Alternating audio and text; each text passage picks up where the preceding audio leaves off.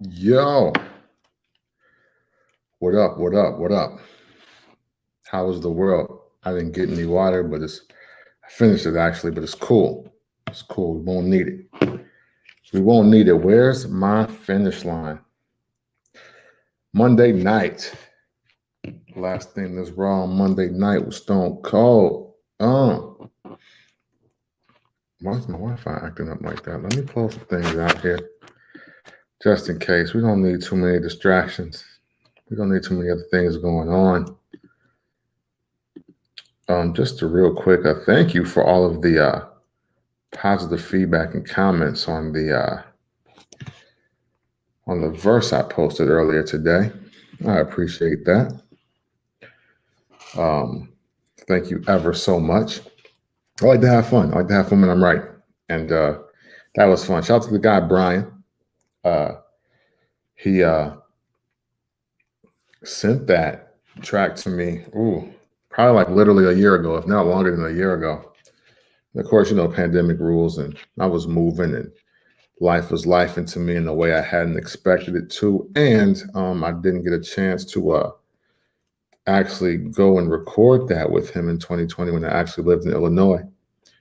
And then my Mac died right on the same weekend I caught COVID, and so I don't remember what I wrote for that beat, and rather me trying to remember it, I thought it was something pretty cool to say, and was like, "Yo, I'll just write this over." So you got what you got, and thank you guys for just being positive about it. And yeah, it's always appreciated. Where's my finish line? I don't even know. Like, we're not counting episodes. I've done this at least 4 times, though, right? That sounds right, right? How do I move forward? How do I move forward? That is also a question that I have had really since the top of this year. How do I move forward became a question when I started to think about what I wanted to do and how I wanted to do it. You know, uh, Consistency, obviously, procrastination, picking a day to start, time to start. Those are all different things that people seem to have issue with, right? But what happens when you don't have that problem and it's just about moving forward uh, from where you are? I think about moving forward. When I think about moving forward, I think about my current career, or if I even have one, you know? And I think for sure every 2 years, definitely every three, you should start looking at wherever you are in life and figure out where do you go from there. I think it's just good conditioning. Every 2 or 3 years, always feel like you've come to a fork in the road and see where you want to go. Do you like what you're doing right now? Do you not like what you're doing right now? What path are you going to take to either continue doing what you're doing right now, or do something different, or expand to a place, or maybe accelerate yourself in where you already are? I think it's important to do that because we're responsible for our own happiness, and sometimes we we do things because we have to, and not because we truly want to, and that can always get you kind of confused or in a mixed bag of emotions as well. I have recently thought about moving forward career-wise. I had one of the greatest talks that I think you could have with the vice president of a company. It's actually the guy that, that hired me too, which is also great. And when he hired me, he was not the VP. So in just my short time of being with the company, I've watched this guy grow into the vice president role, and I'm always even though I know people love to live with the mentality of I don't owe anybody, or you owe nobody nothing, and everything is just supposed to happen the way it happens. I do always feel indebted to this gentleman, because not only did he hire me when I was, really looking for an opportunity to just earn more money than what I was able to make, and then he also took me out of a situation where, like, I hated working overnights. I was working at Amazon briefly, um, just to not be on unemployment.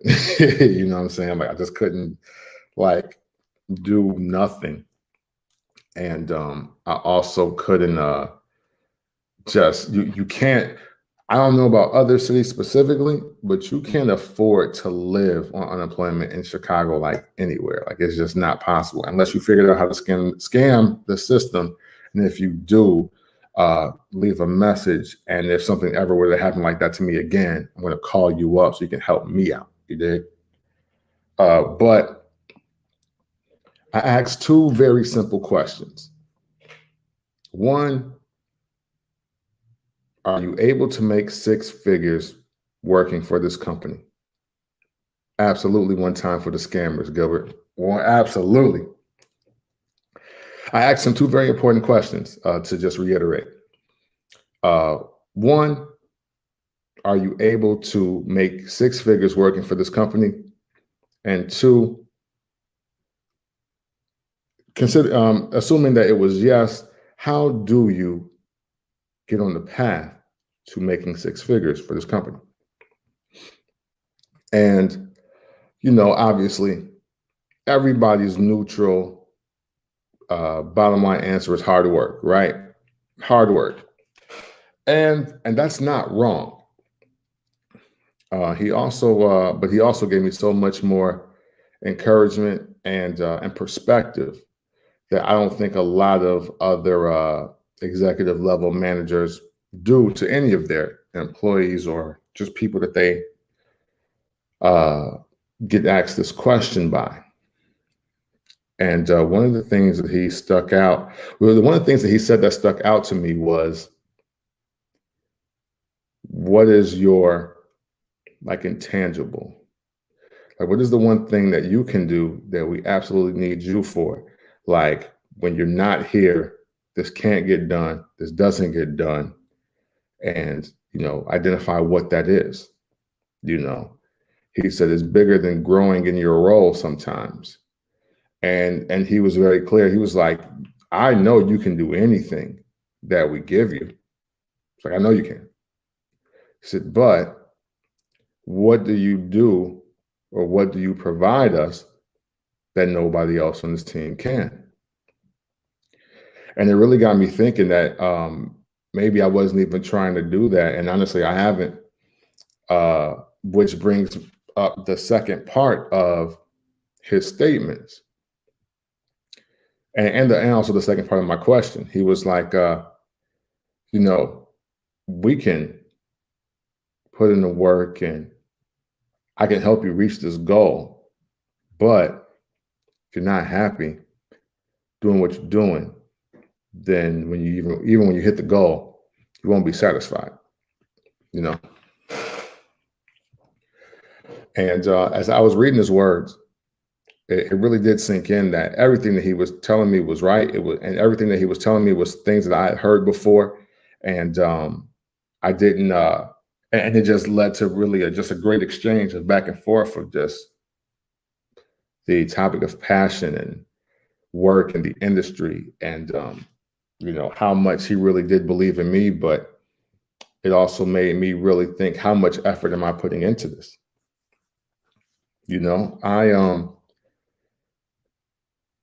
I think I would be totally unfair if I said that I was giving 100% into my current full-time job. I think it would be unfair to say that. Somewhere along the lines in the working class, I think many people get confused that just because you show up on time, you complete your task, and that you're earning your paycheck, that you are doing what's expected for a raise or to go above and beyond, or that you have earned a certain level of, extra, I guess, maybe prestige, or you've earned some extra skin in the game. And when in actuality, no, you're doing the bare minimum. You're doing exactly what you're supposed to do. You're operating as a vending machine would operate, right? Because when you put a dollar, well, let's travel back in time to maybe the 90s, right? In the 90s, if you put a dollar to a vending machine and you hit, I don't know, B2, and you got a Sprite, the vending machine did exactly what it's supposed to do. No more, no less. Put the dollar in, get a drink, walk away. When you put the dollar in the machine and you hit B2 and you don't get the drink, now you're pissed. Why? Because the vending machine is not doing what it's supposed to do. So now you got to reach out to somebody else to either get your dollar or get your pop, because the vending machine effed up, right? Then let's say put a dollar in the machine, get 2 pops. Oh, it's going above and beyond. Psychologically, what do? When you put the dollar in and you get 2 pops, you keep going to that machine, you keep pressing that same number in hopes that you'll get 2 pops one more time. And no matter, even if you get 1 the very next time, even if you came with a friend, if you came with a friend, or you approach this vending machine by yourself, what would you do? You would have in your mind that, yo, man, I can't forget, like last Wednesday though, put a dollar in, got 2 pops. Like, this might be my lucky day to do it again. That's kind of how the workforce works, right? You got people that do exactly what they're supposed to do. You got people that's definitely not doing enough and they're making the work harder, and it's causing more people more time to get things done. You got people overachieving. And when you overachieve, you get more opportunity. You get more conversation. You get moved to the ladder. You get more money. Like, it's really very simple. And, I used to think when I was younger that if I wasn't getting a raise in X amount of time, or if I wasn't being offered something in X amount of time, that something was wrong. Keep in mind that outside of my very first job, I spent most of my 20s walking into every single job as the manager, like on the first day. And I still thought I should get more just for doing my job. And that was the wrong mentality. That was totally the wrong mentality, because they pay me to do exactly what I was doing. It's the extra mile. It's the initiative. It's the persistence. It's the redefining and the redeveloping and the revamping and the expanding of the role that gets you to the next level, not just doing what you're supposed to do. And as I was talking with the VP, that became very clear. And just his response is like, man, I'm not really doing anything that will warrant me making 6 figures here. Like, if I'm going to do it, then I'm going to have to take on more responsibility. I'm going to have to learn something new. And I'm going to have to provide this intangible that only I can provide to show value, and then create leverage to make a demand. And I have no problem with the concept of that. I have no problem with understanding the concept of that, but it really let me know that, dang, I don't think I want to do that here, And number one question on my mind right after that was, how do I move forward? Because you want to pay your bills, you want to pay your rent, you want to Make sure that you are taken care of financially along with your family if you have one. But when you truly understand that you are getting out exactly what you put in, it changes your perspective. You know, the same guy who hired me is the same guy who granted my relocation to work remote. Is now the same guy that is giving me all the information and inspiration I need to make six figures. And he even threw it out there. Hey, even if it don't happen with us, I know you can do it, but you better be passionate about it. Whatever it is, you better love whatever it is, and always present yourself as an ultimate asset with an intangible. What can we not do without you? And I wanted to offer that word to anybody else that may be going through something like this at their current job.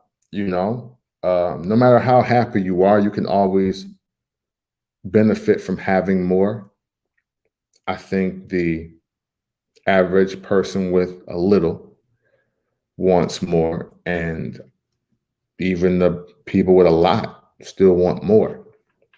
And obviously, like on a platform like Facebook or any of these social platforms, you'll see, two class of people. Two people are the people that are just lucky to have a job, and the people that are always complaining about their job, right? We don't really hear from the people that are very consistent with just loving what they do. Like for some reason, like those people are never on the social media conversation. And my guess is it's because they're too busy enjoying, loving what they do. They don't have time to post positively or negatively about it. And I think that's where we should all strive to be. I don't think I don't truly think it is, as cut and dry as a lot of memes make it out to be, where it's like, when you when you get in a new job, you get 100 likes, but when you get when you want to start a new business, you get like 7. You know what I'm saying? I don't think it's just as cut and dry as that. I think it's literally like, hey, the people that are truly enjoying whatever they're doing with their life, they're not taking the time out to talk about it. You dig what I'm saying? They're too busy enjoying it. Whereas, and if you want more or you don't have, then you kind of want the woe is me, the pity party, the misery loves company mindset. All of that kind of encompasses itself into that, which is, visible to a listening audience if they will listen. You know what I'm saying? Appreciate that, Gilbert. Hey, as I'm thinking about this, like I come to my own revelations. You know what I'm saying? And that's literally how I feel. So everything being considered, really think about how happy you are, or if you're happy at all. As I look back at now, 40 years old, had a few careers. One I was hoping to keep for a while, and still to be in right now, and it's just not a reality. And I think about it. I think about some of my old posts, and I was really unhappy. Sure, I love the industry I was in, and I definitely love some of the experiences that I got to provide for myself and for the people around me. But I often hopped on these platforms and complained, or threatened to harm people, or run away or try to murder someone. Like there was always something up with me for a great pocket of time, and honestly, it just stems from unhappiness. So do you really lose a career if you gain true happiness? Think about that for a second. Like, transportation is cool. Transportation pays the bills. And although I don't think this is my destined path, and I don't think this is where I am meant to be for the long haul, I am definitely more happy in and out of work than I was being in the industry that I absolutely fought to get into. And it kind of messes with your mind when you when they say nothing worth it ever comes easy.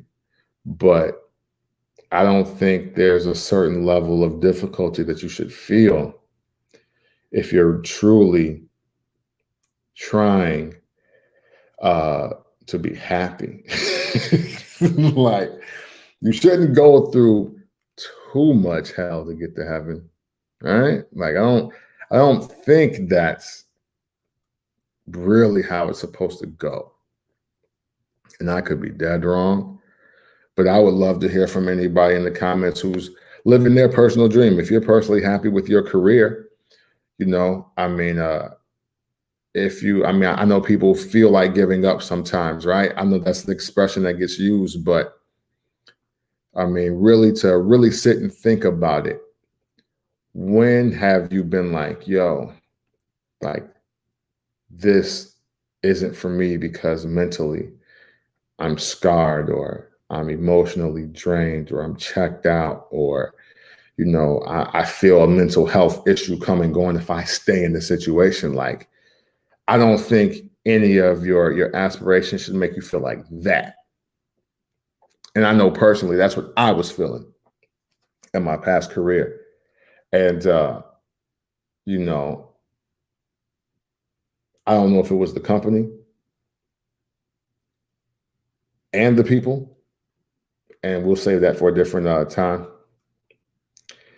But I know, but I know it wasn't the actual work, because as you see me here sitting with my new MacBook, and you see me sitting with my new microphone, and you see me with these headphones on, and you just see how these podcasts are still running, and content is still coming out. It wasn't the actual task for me. It was really all environment based. And that's another reason why I'm unclear on this finish line. Like, what am I supposed to do? Obviously, there's a part of me that really loves being a creator of media. I don't even want to call it like I don't want to pigeonhole myself by saying I'm just a writer, I'm just a content creator, I'm just a broadcaster, a media personality. I don't know. I don't really know. But these things that I do, like to take the Chris Jericho route, the thing that I do, I enjoy doing it. And maybe just maybe I am just supposed to be a voice of people that are transitioning, whether it's career-wise, relationship-wise, thought-wise, mindset-wise. Maybe that is what I'm here to do, and I'm not just realizing it. And because a lot of this I've already learned, or I've already experienced, I already had an opinion, and now I'm just here to share it. It's not, I don't want to take an expert route. I'm not trying to attach a aficionado, guru, or expert to my name at all. It's just me, Cam from the Port, aka Cam Quotes. I talk my talk. You agree with it, you don't. It's cool. It doesn't matter to me at that level. But I'm doing this. Where's my finish line? And this conversation is happening because maybe my thoughts and maybe my past and my stories that I can share, and just my insight and perspective is here to help one of you. And that is my true finish line about where I'm going and what I'm supposed to be doing. Something about me being at a desk, just answering phones and emails for the sake of loads getting delivered, doesn't feel like that's my true purpose. No disrespect to anybody that does that, loves that, and is making good money, or is suitable for whatever they're doing, money for them. Everybody ain't meant to be a boss. Everybody ain't meant to be a worker. Well, no, everybody meant to be a boss, but everybody starts as a worker. So no, that's no disrespect to anybody else. But like, hey, look, man, everybody want to be generals, but it ain't enough soldiers shooting, man. Also, you know. So think about that one. But I just feel that the more I sit and I meditate, and the more that I think about where I am versus where I want to go, and the things that make me feel good, it just doesn't feel that my purpose is lying in these two monitors, in this tower, and this keyboard that's over here to the left of me. Just doesn't feel that way. So I'm going to keep doing this, keep talking to you all, and keep just creating conversation until my finish line maybe finds me. I'm still running. I'm still running. The only thing is, where am I running to? These videos that you're seeing right now are meant to answer that question. Straight up and down. That was good. I talked for a long time that time. Yeesh. All right. Where's my finish line? How do I move forward? I hope that conversation was enlightening to all of you. And you know what I do right now. Look, we're going to open it up for questions, new conversation, anything that you want to bring to your mind. I seen Mr. Wonderful Paul Orndorff pass. That's unfortunate. If you are a wrestling fan, especially like in the 80s, Paul Orndorff, Mr. Wonderful Paul Orndorff, not to be confused with Shark Tank's Mr. Wonderful. Okay, I said that earlier at work today, and somebody really thought Mr. Wonderful from Shark Tank died. My apologies for that. But Mr. Wonderful Paul Orndorff was he had one of the best storylines when he was basically saying that he should be like the real American hero Hulk Hogan. He even came out to his music before. It was great. It was great. He was one of the really great heels of the 80s, and incredible physique, especially for 80s wrestlers. Like I don't think. Well, no, actually, I've seen some recent pictures of him. I guess he did, use steroids, or I don't know. I don't want to talk about that. That's bad. That's bad to talk about after a man has already passed. Rest in peace to the 80s wrestling legend, Mr. Wonderful Paul Orndorff. I also seen that my man from Night Court and also Set It Off died. Let me go to J.R. Banks' page. I know he posted it. I want to say that he was who posted it. Let me see. I forget my man's name all the time. Yeah. Mac from Night Court. That was his name there. And then Nate, when Jada Pinkett was trying to get her rent paid or trying to take care of the bills, and he was like, hey, you got to come up off that nanny, mommy. You dig? I'm in a bind, Nate. I'm like, yeah. So am I. My balls are blue over here, bitch. You know what I'm saying? But rest in peace to that brother. He also passed. Unfortunate. And unfortunately, that means a third celebrity death is on the way. Sheesh. That's just seen that 2021 is really it's low key just as bad as 2020, but hey, we got to keep living, we got to keep doing, we got to keep striving for everybody that's still here. If you have a family and you got friends, do your best to be here for them, take care of them, love on them, love with them, serve, engage in your God-given purpose to serve everyone around you in some way, I